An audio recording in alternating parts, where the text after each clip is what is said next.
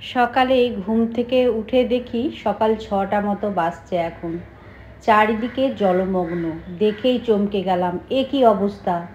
এ তো আমরা এই কয়েক বছর এসেছি, এরকম অবস্থা কোনোদিন দেখিনি। এত বর্ষাকাল পেরিয়ে গেল, হঠাৎ করে দেখি এক কোমর পর্যন্ত জল দাঁড়িয়ে গেছে। রাত্রে বৃষ্টি হয়েছিল, তো রাত্রে একবার উঠেছিলাম, বৃষ্টি হয়েছিল তখন, জানলাগুলো খোলা ছিল লাগানোর জন্য। আর মেঘও ডাকছিল, ফ্রিজ টিভি এই প্লাগগুলো খুলে দিলাম। তো ভাবতে পারিনি সকালে উঠে চমকে যাব এই বৃষ্টি দেখে। তো বন্ধুরা দেখো, কলকাতার অবস্থা একদম শোচনীয়। সামনেই পুজো আর চারিদিকে জলমগ্ন। তো দেখো, ছেলের তো আজকে কলেজে এক্সাম আছে, ওকে যেতেই হবে। তো ওর বাবা বাইকে করে নিয়ে যাবে।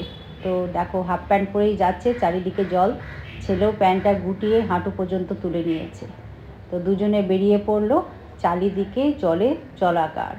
তো দেখো, আমাদের হাউজিং থেকে বেরিয়ে যাচ্ছে, আর আমি ওদেরকে ব্যালকনি থেকে দেখে রান্নাঘরে এলাম সকালে জলখাবারের প্রস্তুতির জন্য। তো কিছু তো করার নেই। তো দেখো কি অবস্থা, এরকমভাবে কিন্তু দুর্যোগ পেরিয়ে আমাদের চলতে হবে। আর ২-৩ দিনের মধ্যেই পুজো শুরু হবে। পুজো তো কলকাতাতে আরম্ভ হয়ে গেছে, প্রতিমা প্যান্ডেল দর্শন, কিন্তু কি করে হবে? ওই দেখো, ওই ভদ্রলোক সাইকেল থেকে জলে উল্টে পড়ে গেছেন। কি অবস্থা না! সাধারণ মানুষের তো প্রচুর কষ্ট, অসুবিধা। যারা কর্মজীবী তাদের তো অবশ্যই অসুবিধা। তো দেখো, সকালে জলখাবারে আলু ভেজেছিলাম, ওইদিকে গতকাল রাতে তালের বড়া করেছিলাম, সঙ্গে আছে ছোলা ভেজানো, নারকেল নাড়ু। এসব দিয়ে সকালে জলখাবারটা খাওয়া হলো। তো হাজব্যান্ড ফোন করেছিল, বাস স্ট্যান্ডে অনেকক্ষণ দাঁড়িয়ে, বলছে কোনো বাস নেই। তারপরে ওর কলেজের পরীক্ষাটাও ক্যান্সেল হয়েছে, সেই জন্য বাড়ি চলে এসছে, আর কলেজ যায়নি। তো দেখো, আসার সময় ছেলে শ্রীহরি থেকে কচুরি নিয়ে এসছে, ডালপুরি গরম গরম, সঙ্গে দিয়েছে ছোলার ডাল, আর নিয়ে এসছে ল্যাংচা মিষ্টি। আমার আর বাবার তো টিফিন খাওয়া হয়ে গেছিলো, তো ছেলেকে দিলাম প্লেট সাজিয়ে, হাজব্যান্ডকেও দিয়ে দিয়েছি, ওরা খেলো, আমরা একটা করে খেয়েছি।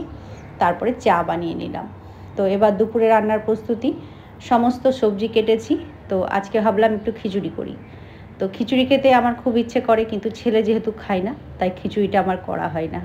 তো দেখো, প্রথমেই আমি ওই পটল ভাজার তেলে ওই পেঁয়াজ লঙ্কাটা ভেজে, আলু গাজর এগুলো ভেজে নিচ্ছি। সমস্ত সবজিগুলো তেলের মধ্যে ভালো করে কষিয়ে নেব। তারপরে লাফা, পটল, এই সমস্ত সবজিগুলো দিলাম, আর এতে আদা রসুনের পেস্ট ওই 2 চামচ মতো দিচ্ছি। তো বন্ধুরা, এরকমভাবে খিচুড়ি দুর্দান্ত হয়, একবার করে দেখবে আমি যেরকমভাবে করছি। তারপরে হলুদ গুঁড়ো, জিরে গুঁড়ো, ধনে গুঁড়ো যতটা করে পরিমাণ লাগবে 1 চামচ করে দিয়েছিলাম। সঙ্গে দিয়ে দিলাম মুগ ডাল, মসুর ডাল, ওই চালের পরিমাণ যতটা ততটা ডাল। আর তার সঙ্গে একটা টমেটো দিয়েছিলাম। এবার বাঁধাকপি দিলাম। তো ভালো করে কষিয়ে নিচ্ছি, কষানো হয়ে গেছে।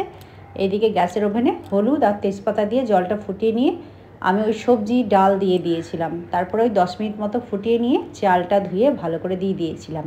তো দেখো, চালটা দিয়ে দিয়েছি, তো ফুটে গেছে, খিচুড়ি ফুটতে শুরু করেছে। এইদিকে টমেটোর চাটনি বসিয়েছিলাম, নামানোর আগে একটু লেবুর রস দিলাম।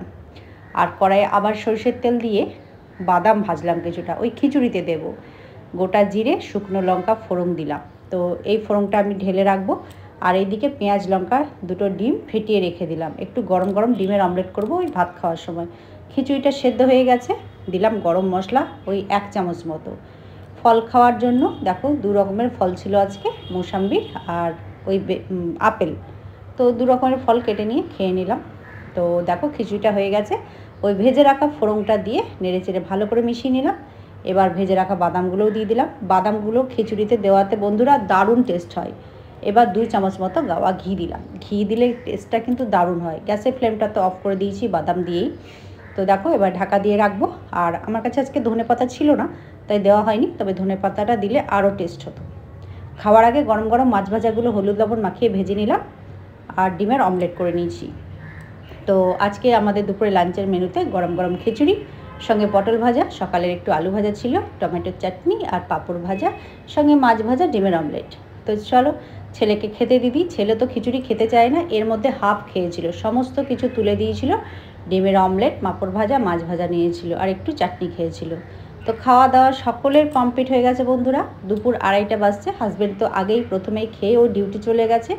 তারপরে আমরা খেলাম, আর সবাইকে দিয়ে আমি লাস্টে খেলাম। আমার ছানাদেরকে খেতে দিয়েছি, কাঠবিড়ালি ছানারা আমার তো আসবে, তো ওদেরকে বিস্কুট দিয়ে দিয়েছি। আর দেখো মেঘের কী অবস্থা, জানি না পুজো কেমন কাটবে বন্ধুরা। তো একটু হজমোলা খাবো, রেস্ট করব। চলো টাটা, সবাই ভালো থেকো, সুস্থ থেকো।